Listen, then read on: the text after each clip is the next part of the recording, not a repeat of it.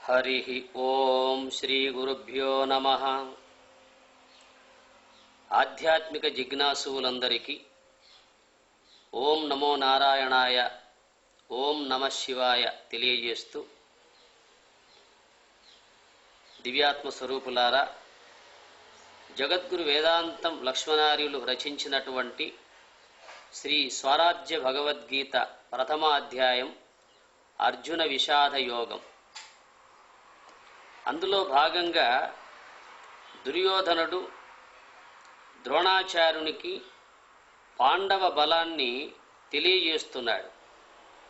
ప్రథమ అధ్యాయంలో 4, 5, 6 ఈ 3 శ్లోకాలలో పాండవ బలాన్ని మనం అంతరార్థంగా తెలుసుకున్నట్లయితే ప్రతి ఆధ్యాత్మిక మార్గంలో పయనించే సాధకులకు జ్ఞానబలం చేకూరుతుంది. అట్టి జ్ఞానబలం వల్ల మనలో ఉన్నటువంటి యొక్క శత్రువర్గాన్ని జయించే అవకాశం ఉంటుంది.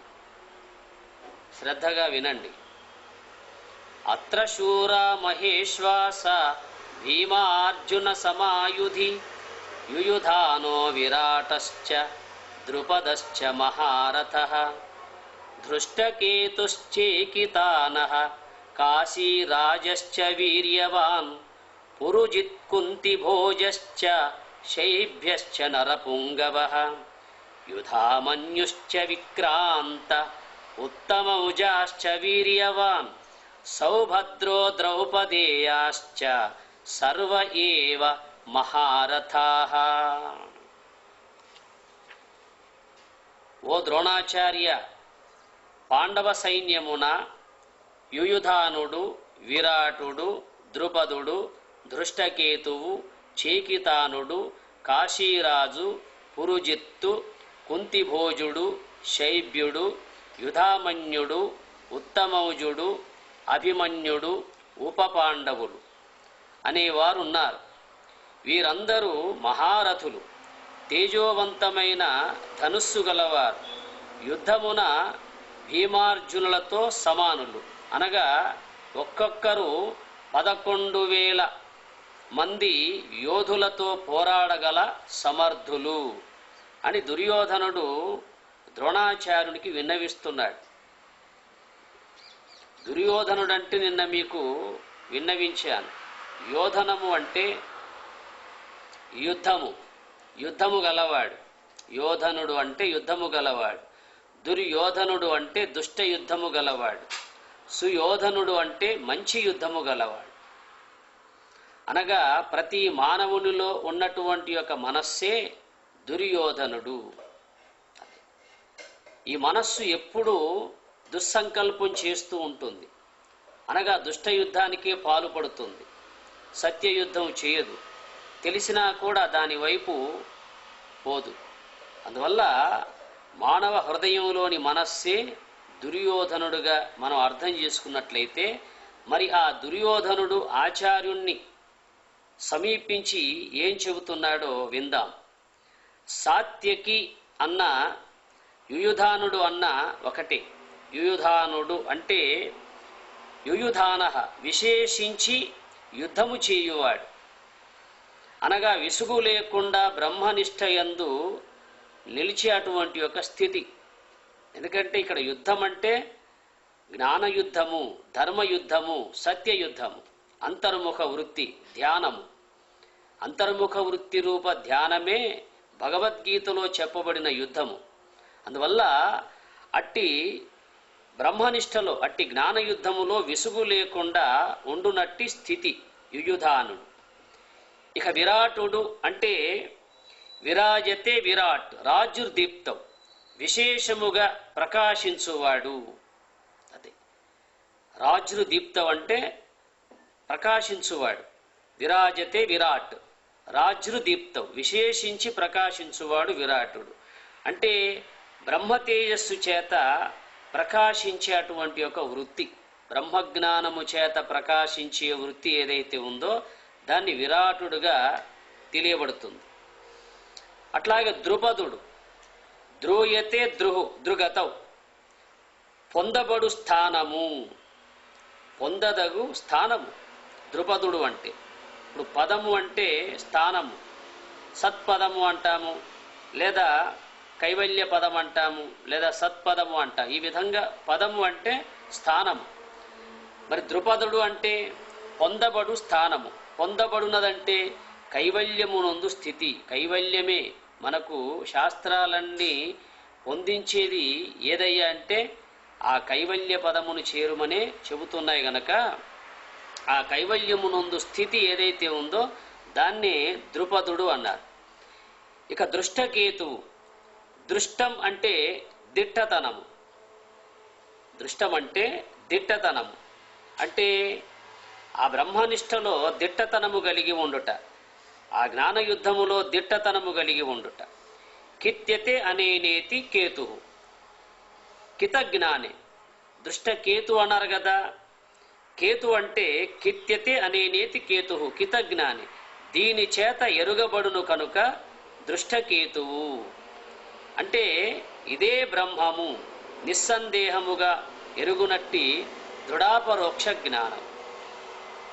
ఎందువల్ల అంటే శాస్త్రాల ద్వారా మనం అనేకం శ్రవణం చేస్తూ ఉంటాం, మననం చేస్తూ ఉంటాం. అట్లాగే నిధిధ్యాసన అనబడే బ్రహ్మనిష్టలో ఉన్నప్పుడు అనాత్మ సంఘాతం అంతా సమసిపోయి ఆత్మ వస్తువును తెలియజేసే అటువంటి యొక్క నిస్సందేహముగా ఉన్నటువంటి దృఢాపరోక్ష జ్ఞానమే దృష్టకేతు అని చెప్పబడుతుంది. ఇక చేకితానుడు. చేకితానుడు అంటే చికితానహ అనగా ప్రతి క్రియను చేయువాడు. దైవ విషయమున శ్రద్ధ వహించి అజ్ఞాన వృత్తులన్నీయు అనిగెడు మార్గములను కనిపెట్టు తెలివి. ప్రతి పని చేయువాడు అంటే ప్రతి క్రియ అంటే ఇప్పుడు ఉదాహరణకు క్రియ అంటే పని అండి. ప్రతిక్రియ అంటే మంచి పని. ప్రాణ ఉపసర్గ ఉందే, ప్రాణ ఉపసర్గ వచ్చినప్పుడు ఆ పదానికి గొప్పతనం వస్తుంది. అందువల్ల ప్రతిక్రియను చేయువాడంటే దైవ కార్యమునందు నిమగ్నమై ఆ దైవ కార్యములలో కలుగుతున్నటువంటి ఒక అజ్ఞాన వృత్తులను కనిపెట్టు తెలివి. అది సన్మార్గంలో పయనిస్తున్నప్పుడు ఆ మార్గంలో అవరోధాలు కలుగుతున్న విషయాన్ని కనిపెట్టే తెలివి ఏదైతే ఉందో దాన్ని చేకితానుడు అన్నారు. కాశీరాజు. కాశత ఇది కాశ, కాశ్రుదీప్తం, ప్రకాశించున్నది కనుక కాశ, కాశీ. అది కాశ్యతేతి కాశీ, కాశీ సర్వప్రకాశిక అని నిఘంటువు చెబుతుంది. సమస్తమును ప్రకాశింపజేయున్నది కాశీ. అది అంటే ఏదైతే ఈ ప్రపంచాన్నంతటినీ ప్రకాశింపజేస్తుందో దాన్ని కాశీ అన్నారు. అట్టి ప్రకాశముతో రంజింపజేసేవాడే కాశీరాజు. రంజయతీతి రాజా, రాజును దీప్తం, రంజింపజేయువాడు కనుక రాజు. ప్రకాశించే బుద్ధి చేత ఇంద్రియములను రంజింపజేయువాడు కాశీరాజు. అదే ప్రకాశించే జ్ఞానము చేత ఇంద్రియాదులను రంజింపజేసే అటువంటి ఒక స్థితి ఏదైతే ఉందో దాన్ని కాశీరాజు అన్నారు. అతడు వీర్యవాన్, అతడు వీర్యవంతుడు. వీర్యవాన్ అంటే ఉత్సాహము గలవాడు. అంటే బ్రహ్మమును గ్రహించునప్పుడు ఉత్సాహము చేత కలిగేడు మనోవికాసమే కాశీరాజు. అది ఆ బ్రహ్మజ్ఞానము చేత వికాసిస్తున్నటువంటి ఒక మనస్తత్వం ఏదైతే ఉందో దాన్ని కాశీరాజు అన్నారు. ఇక పురుజిత్. పురుజిత్ అంటే పూర్యత ఇది పురుహు, పూరింపబడినది కనుక పురువు. అనగా అపాన వృత్తిని జయించు నిపుణత్వము. అదే దైవధ్యానములో ఉన్నప్పుడు ఈ ప్రాణాపానములను ఎక్కడైతే పుట్టాయో అక్కడ లయించిపోయే స్థితిని ఆ నిపుణత్వం కలటువంటి ఏ సాధన రూపమైతే ఉందో దాన్నే పురుజిత్ అన్నారు. జిత్ అంటే గెలిచినవాడు కదా. అది అంటే అపాన వృత్తిని జయించినవాడు పురుజిత్. కుంతి భోజుడు. కుణం త్యనేనేతి కుంతి, కుణశబ్దే, దీని చేత శబ్దింతురు కనుక కుంతి. శబ్దించు దానిని భుజించువాడు కుంతి భోజుడు. దేని చేతనైతే మనం మాట్లాడుతున్నామో ఆ మాటలాడవలననే తలంపును మృంగేవాడు కుంతిభోజుడు. అందుకే బ్రహ్మనిష్టలో కూర్చున్నప్పుడు, ఆ సత్యయుద్ధంలో ధర్మయుద్ధంలో ఉన్నప్పుడు ఆ మాటలాడవలననే తలంపు వచ్చినా కూడా దాని వంక పోకుండా, మాటలాడకుండా ఉండి మౌనం వహించే స్థితి ఏదైతే ఉందో దాన్ని కుంతిభోజుడు అన్నారు. శైబ్యుడు శివేన శివయే శివి, శివ ఇవ శివయే శివి. శివికి సంబంధించిన వాడు శైబ్యుడు అంటే మంగళప్రదమైన దానికి సంబంధించిన వాడు, అంటే సంకల్పములను జయించు మౌనం అని అర్థం అండి. మంగళప్రదమైన దానికి సంబంధించిన వాడిని శైబ్యుడు అని చెప్పబడుతుంది. శైబ్యత్వం అనేది సిద్ధింపజేసుకోవాలి. ఎందువల్ల అంటే ఆ దైవధ్యానంలో ఉన్నప్పుడు మనోవృత్తులు లేకుండా చేయగలిగితే ఆ మనస్సు మౌనంగా ఉంటుంది. లోకంలో వాక్ మౌనం ధరించే వాళ్ళు చాలామంది ఉంటారు, కానీ మనస్సును కూడా మౌనం చేయగలగాలి. ఆ మౌనం చేసిన వాడే ముని అనబడతాడు. మౌనేన ముని, మౌన జ్ఞానే. మౌనం గలవాడు ముని. అంటే మూగవాళ్ళంతా మునులు గారండి. అంటే వాక్కుతో మాట్లాడకపోవడం సులభం, కానీ మనస్సు కూడా సంకల్పరహితం చేయడం అనేది ప్రధానం. అందువల్ల అట్టి సంకల్పములను జయించు మౌనమే శైబ్యుడు అనబడతాడు. ఇక యుధామన్యుడు మన్యతే అనేనేతి మన్యు, దీని చేత ఎరుగబడును కనుక మన్యువు. దేని చేతనైతే మనకు సమస్తము తెలియబడుతుందో దాన్ని మన్యువు అంటారు. ఇక యుధామన్యు అంటే యుద్ధము చేత తెలుసుకున్నవాడు. యుద్ధము చేత తెలుసుకున్నవాడు. లోకంలో తెలివి చేత మనం ఎన్నో తెలుసుకుంటున్నాం, కానీ ఆ తెలివిని అంతర్ముఖం చేస్తే ఆ బ్రహ్మతత్వాన్ని, ఆత్మస్వరూపాన్ని తెలుసుకోగలుగుతాం. అందువల్ల జ్ఞానయుద్ధము చేత క్రమక్రమముగా పంచభూతములను దాటునట్టి పట్టుదల. యుధామన్యుడు అంటే ఆ జ్ఞానయుద్ధములో ఉండి క్రమక్రమంగా పంచభూత స్థానములను దాటు స్థితి ఏదైతే ఉందో దాన్నే యుధామన్యుడు అన్నారు. పంచభూత స్థానములంటే శ్రోత్రేంద్రియము ఆకాశము, త్వగింద్రియము వాయువు, చక్షురింద్రియము అగ్ని, జిహ్వేంద్రియము జలము, ఘ్రాణేంద్రియము పృథివీ. అందుకే శబ్ద, స్పర్శ, రూప, రస, గంధ అని ఈ పంచభూత స్థానాలు మహాత్ములు ఈ బ్రహ్మాండమునందే మనకు నిరూపించి చెప్పారు. అందువల్ల ఈ పంచభూత స్థానాలను ఆ దైవధ్యానములో, ఆ సత్యయుద్ధములో, ధర్మయుద్ధములో దాటునటువంటి ఒక స్థితి, వాటిని అధికరించున్నటువంటి స్థితి ఏదైతే ఉందో దాన్నే యుధామన్యుడు అన్నారు. అది విక్రామతిస్మి విక్రాంత క్రముపాద విక్షేపే. విక్రామతిస్మి విక్రాంత క్రముపాద విక్షేపే. విక్రమించువాడు విక్రాంతుడు. ఇక్కడ విక్రాంతుడు అంటే చెబుతున్నాడు, విక్రమించువాడు విక్రాంతుడు. విక్రాంతో యుధామన్యు, ముందంజ వేయుచు యుద్ధముచే తెలుసుకొనువాడు. అదే వెనుదిరిగినటువంటి యొక్క సామర్థ్యం చేత ముందంజ వేయుచు ఆ యుద్ధము చేత తెలుసుకోదగినవాడు. అంటే ఆ జ్ఞాన యుద్ధములో వైదొలగకుండా. ఎందువల్ల అంటే కొంతమంది ఏ చిన్న సంకల్పం వచ్చినా కూడా కళ్ళు తెరిచి ఇక వ్యవహారంలో పడిపోతారు, ఇంకా మళ్ళీ ధ్యానం చేయలేరు వాళ్ళు. అందువల్ల ఆ జ్ఞాన యుద్ధములో, ఆ ధ్యానములో ముందంజ వేయుచు యుద్ధము చేయు తెలుసుకున్నవాడు. అందువల్ల విక్రామంతుడు అన్నాడు ఆయన్ని. ఇక తర్వాత ఉత్తమౌజుడు అతిశయేన ఉత్కృష్టముత్తమం.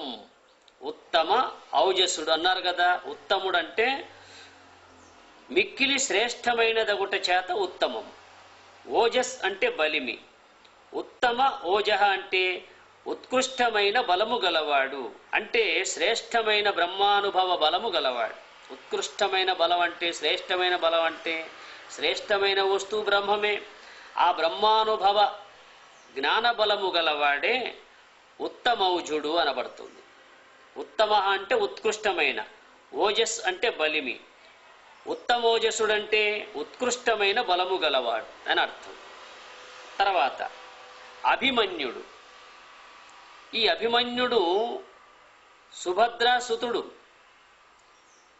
అట్టి సుభద్ర నుండి అవతరించిన వాడు గనక సుభద్ర అంటే చెబుతున్నాడు.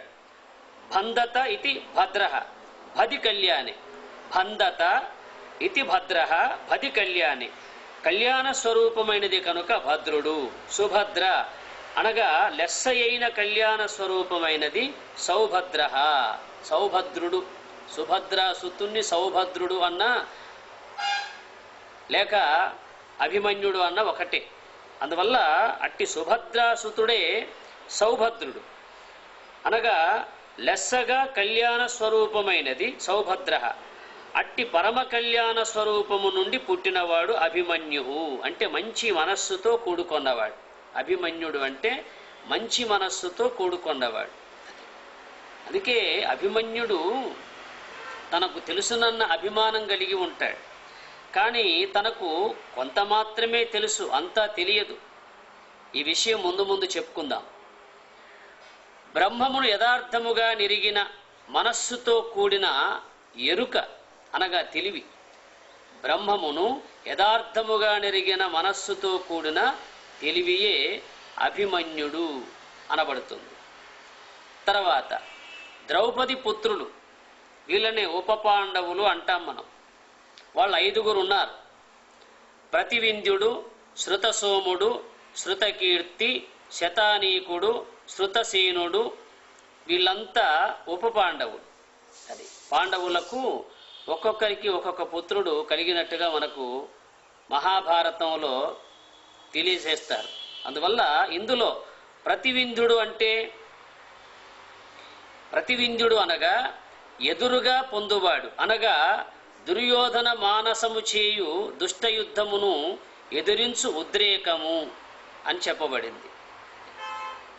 ఎదురుగా పోరాడేవాడు, ఎదురుగా పొందువాడు అంటే దుర్యోధన మానసము చేయు దుష్టయుద్ధమును ఎదిరించు ఉద్రేకము. దుర్యోధనుడు అనబడే మనస్సు చేసే అటువంటి యొక్క దుష్టయుద్ధమును ఎదిరించే అటువంటి యొక్క ఉద్రేకం ఏదైతే ఉందో దాన్ని ప్రతివింధ్యుడు అన్నారు. ఇక శృతసోముడు, శృతము అంటే వినబడునది, సోమము అంటే సూయతే అమృతమితి సోమః సూన్ ప్రాణప్రసవే. అదే అమృతమును పుట్టించువాడు కనుక సోముడు. అది అనగా శ్రవణమునర్చిన పిమ్మట అమృతమును పుట్టించువాడు శృత సోముడు. శృతం అంటే వినుట. మనం బ్రహ్మ విద్య విన్నప్పుడు ఆ బ్రహ్మ విద్యలో ఉన్నటువంటి ఒక జ్ఞానము ఒక అమృతమయంగా తెలియబడుతూ ఉంటుంది. అట్టి అమృతమయంగా తెలియజేసే అటువంటి ఒక వృత్తి ఏదైతే ఉందో అతడే శృత సోముడు అనబడతాడు. తర్వాత బ్రహ్మబోధను అమృతము వలె వినుటయందు ఆసక్తి. ఎవరు ఈ శృత సోముడు అంటే? ఇంకో అర్థం ఏం చెప్తున్నాడంటే బ్రహ్మ విద్యను అమృతముగా వినే అటువంటి యొక్క ఆసక్తి ఏదైతే ఉందో దాన్నే శృత సోముడు అంటారు. అందుకే కొంతమంది చూడండి, ఆ బ్రహ్మ విద్యను విన్నప్పుడు ఆహా జ్ఞానామృతం అనే భావాలతో వాళ్ళు ఉప్పొంగిపోతూ ఉంటారు. అట్టి జ్ఞానమనే అమృతాన్ని గ్రోలే ఆసక్తి కలిగించేది ఏదైతే ఉందో దాన్నే శృత సోముడు అన్నారు. ఇక తర్వాత శృత కీర్తి. శృత కీర్తి విన్న శాస్త్రమును విరివి చేయువాడు. విన్నటువంటి ఒక విషయాన్ని విరివిగా వ్యాపకం చేసేవాడు. అది లోకమున ఇంకా వ్యాపకం చేసేవాడు. అతన్ని శృత కీర్తి అన్నారు. అందుకే కీర్తి అంటే ఒక మంచి విషయాన్ని ఈ లోకంలో వ్యాపింపజేయడమే దాన్ని కీర్తి అన్నారండి. అందుకే శృత కీర్తి అంటే విన్న శాస్త్రమును విరివిగా వ్యాపకం చేసే అటువంటి ఒక వృత్తి ఏదైతే ఉందో దాన్నే శృత కీర్తి అన్నాడు. తర్వాత శతానీకుడు. శత అంటే 100, అనీకము అంటే సేనము గలవాడు. శత అంటే 100, అనీకము అంటే సేనలు గలవాడు అనగా అనేక మందిని తన స్వాధీనము చేసుకొనున్నట్టి ఆధ్యాత్మిక ఆకర్షణ శక్తి. అదే శతానీకుడు అంటే అనేక మందిని, అనేక జిజ్ఞాసులను తన స్వాధీనము చేసుకునేటువంటి యొక్క ఆధ్యాత్మిక ఆకర్షణ శక్తి ఏదైతే ఉందో దాన్నే శతానీకుడు అన్నారు. ఇక శృతసేనుడు. శృత అంటే శాస్త్రమనేడు, సేనుడు అంటే సైన్యము గలవాడు. శాస్త్రమనే సైన్యము గలవాడు శృతసేనుడు. శృతియుక్తముగా ఏ ప్రశ్నకైనను జవాబునిచ్చునట్టి శాస్త్రబలము. ఇది దృష్టద్యుమ్న యొక్క సేన. అది శృతసేనుడు అంటే శృతియుక్తి అనుభవములతో ఎట్టి విషయానికైనా సమాధానము చెప్పి మెప్పించగల ఈ నిపుణత్వం అయితే ఉందో దాన్నే శృతసేనుడు అన్నారు. ఈ విధంగా దృష్టద్యుమ్న సేన వీరందరూ మహారథులు. పాండవ సైన్యంలో ఉన్నటువంటి వాళ్ళు వీళ్ళంతా మహారథులు. అంటే జ్ఞానకర్మేంద్రియములు 10, మనస్సు 1, 11 మంది అనగా ఈ 11,000 విలుగాండ్రతో యుద్ధము చేయ సామర్థ్యం గల వాళ్ళు మహారథులు అనబడుతుంది.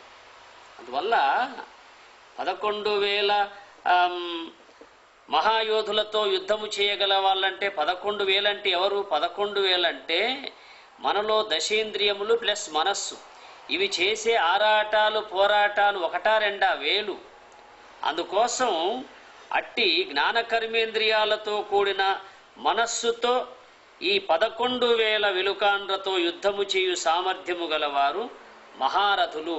ఓ ద్రోణాచార్య, ఇది పాండవ సైన్యము, అందరూ భీమార్జునులతో సమానులు వీళ్ళు, అనగా ఉదాన సమాన తుల్యులు అని దుర్యోధనుడు ద్రోణాచార్యుడికి చెబుతున్నాడు. అందువల్ల ఇట్టి పాండవ సైన్యమును ప్రతి ఒక్కరూ తమ హృదయములో నివసింపజేసుకున్నట్లయితే మనలో జ్ఞానయుద్ధమే జరుగుతుంది. ఎందువల్ల అంటే పాండు అనే పదము తెలుపు అనే అర్థం అండి. పాండవులు అంటే సత్వగుణములో అవతరించిన వాళ్ళని అర్థం. పాండవులు అంటే పాండు అంటే తెలుపు. తెలుపు అంటే ఆధ్యాత్మిక భాషలో సత్వగుణము అనే అర్థం అండి.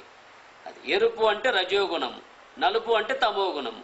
అదే అందువల్ల ఆ తెలుపు వర్ణము అనబడే సత్వగుణము నుండి ఉద్భవించినటువంటి యొక్క పాండవుల యొక్క సైన్యము ఈ విధముగా ఉన్నది. అందువల్ల ఇట్టి పాండవ సైన్యాన్ని, ఇట్టి పాండవ బలాన్ని ప్రతి సాధకుడు తమ హృదయములో నిక్షిప్తం చేసుకున్నట్లయితే అతడు జ్ఞానయుద్ధము చేసి మోక్షాన్ని పొందే అవకాశం ఉంటుంది. అట్టి స్థితి సద్గురునాథుడు సర్వేశ్వరుడు మీ అందరికీ కలిగించాలని కోరుతూ తదీశ్వరుణ్ణి ప్రార్థిస్తూ హరి ఓం తత్సత్.